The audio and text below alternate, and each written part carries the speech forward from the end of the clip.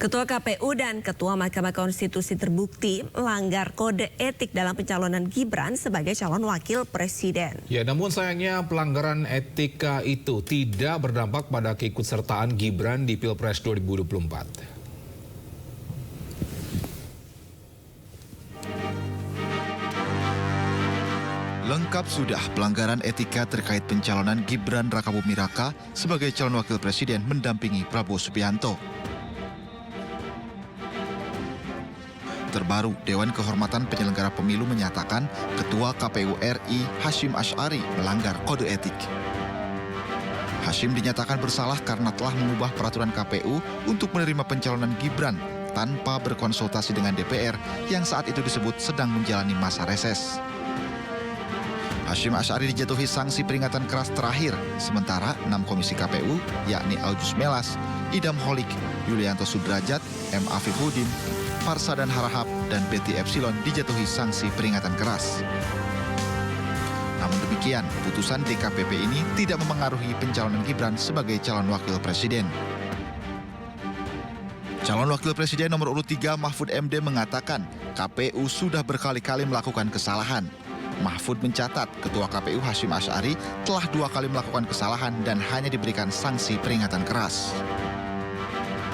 Hasyim Asy'ari bersalah, yang lain juga bersalah. Dan supaya diingat, KPU ini sudah berkali-kali melakukan pelanggaran. Sudah berkali-kali. Banyak sekali. Kalau kita beritahu hanya diperbaiki gitu, lalu tidak ada perbaikan ke berikutnya. Ini kesalahan yang berikutnya. Dan Saudara Hasyim Asy'ari itu salahnya sudah 2 kali peringatan keras. Sementara itu, calon wakil presiden nomor urut 1 Muhaimin Iskandar berpandangan pelanggaran etik yang dilakukan Ketua Hasyim Asy'ari dan komisioner KPU lain dianggap sebagai catatan hitam.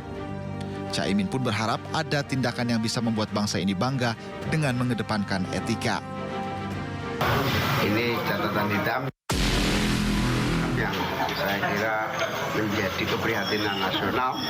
Semoga ada langkah-langkah yang membuat kita sebagai bangsa percaya diri dan bangga bahwa bangsa ini mengedepankan etika. Langkah Gibran Rakabuming Raka sebagai calon wakil presiden memang tidak biasa. Gibran yang usianya masih di bawah 40 tahun lolos sebagai cawapres setelah Ketua Mahkamah Konstitusi Anwar Usman mengabulkan gugatan syarat minimal usia calon presiden dan wakil presiden.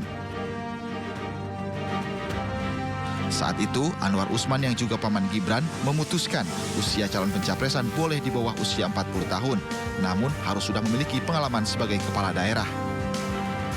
Atas putusan ini, Majelis Kehormatan MK menyatakan Anwar Usman melanggar kode etik. Anwar pun dicopot dari Ketua Mahkamah Konstitusi.